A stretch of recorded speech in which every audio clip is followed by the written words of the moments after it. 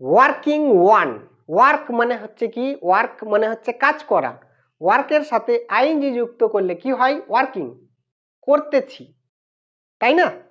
তো working one এর ব্যবহার শিখবো আজকে। ওয়ার্কিং এটা কোন ভার্ব, এটা হচ্ছে non finite verb. Non finite verb কত প্রকার, 3 প্রকার। কি কি, ইনফিনিটিভ, পার্টিসিপল অ্যান্ড জিরান। তো আজকে আমরা working one, WORKING, working one, working one এর ব্যবহার শিখব। তো এই যে ওয়ার্কিং ওয়ান, এটা বাক্যে ব্যবহার করব, তাহলে সর্বপ্রথম আমরা ইউজ করব সাবজেক্ট। সাবজেক্ট মানে হচ্ছে কর্তা। সাবজেক্ট এর পরে ইউজ করব বি ভার্ব। বি ভার্ব ফের কোনগুলো, অ্যাম, ইজ, আর, ওয়াজ, ওয়্যার, এগুলো হচ্ছে বি ভার্ব। তাহলে be verb, be verb use করলাম। তারপরে ওয়ার্কিং ওয়ান, তারপরে হচ্ছে নাউন অথবা ভার্ব থাকলে ভার্ব বসবে। আর ভার্বগুলো কিন্তু নন ফাইনাইট ভার্ব হবে, কিপ দিস ইন মাইন্ড। ওকে, তো C the structure, subject, be verb, working one, noun. এবার ওয়ার্কিং ওয়ান, ওয়ান কোথায় ইউজ করি আমরা, দেখো প্রিপোজিশন ওয়ানটা যখন আমরা ইউজ করি কখন, কোন ক্ষেত্রে, যখন কোনো জিনিস, কোনো জিনিসের ওপরে মানে ওপরে আছে, সেটা টাচ করে আছে, সেক্ষেত্রে আমরা ওয়ান বসি। তো ওয়ার্কিং ওয়ান তার মানে কি, কোনো জিনিসে আমরা টাচ রয়েছি, সেটা নিয়ে কাজ করছি, দ্যাটস ওয়াই আমরা ব্যবহার করছি ওয়ার্কিং ওয়ান। এবার এখানে কিছু উদাহরণ নিয়েছি, এই উদাহরণগুলো দেখলেই আমরা বুঝতে পারবো যে বাক্যে আমরা কেন ওয়ার্কিং ওয়ান ইউজ করব বা ইউজ করতে হবে। তো দেখো ওয়ার্কিং ওয়ান দিয়ে কি ধরনের বাক্য আমরা গঠন করতে পারি।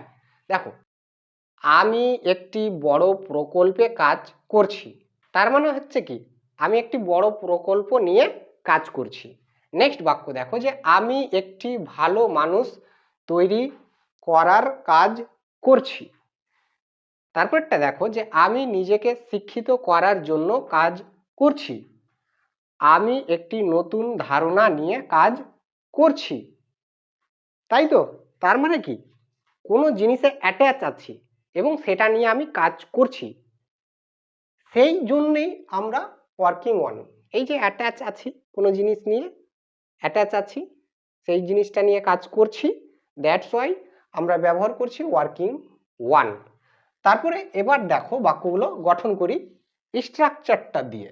এখানে দেখো প্রত্যেকটার সাবজেক্ট কিন্তু আমি এখানে আই রেখেছি, you can change the subject.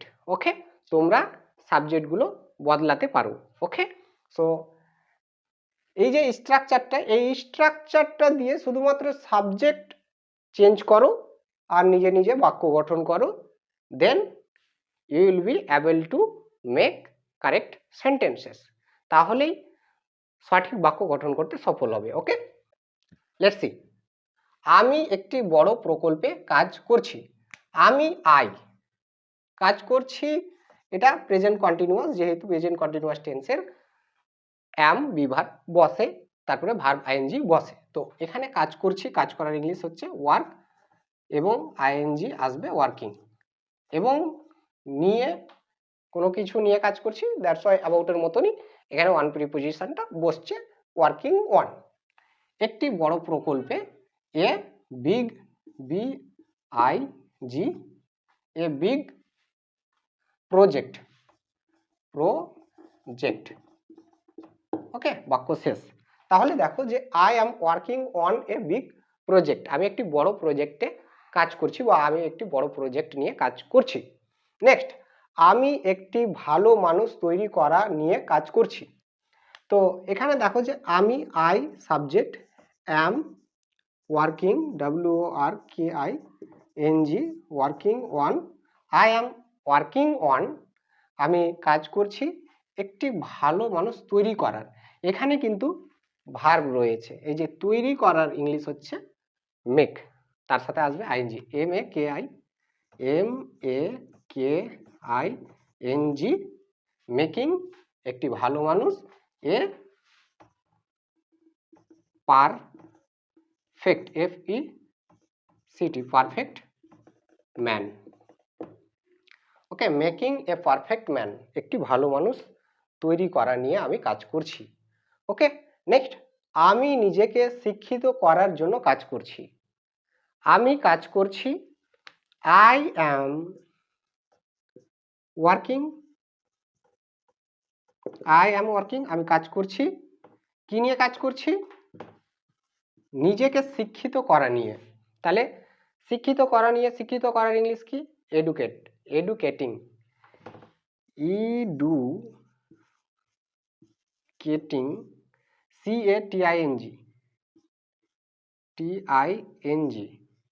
Educating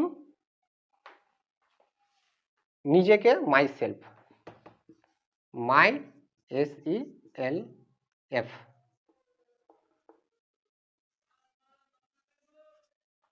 ওকে, দেখো যে I am working on educating myself, আমি নিজেকে শিক্ষিত করা নিয়ে কাজ করছি বা আমি নিজেকে শিক্ষিত করার জন্য কাজ করছি। নেক্সট বাক্য হচ্ছে, আমি একটি নতুন ধারণা নিয়ে কাজ করছি।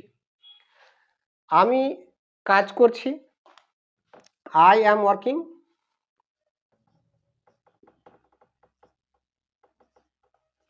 এবার কি নিয়ে? একটি ধারণা নিয়ে, অন এ নিউ আইডিয়া, তাহলে দেখো যে I am working on a new idea, আমি একটি নতুন ধারণা নিয়ে কাজ করছি। আশা করি বুঝতে পেরেছো। So see you again in the next videos. If you like the video, so please like, comment, share and subscribe to the channel and share the videos to your other friends. Thanks for watching. See you again in the next videos.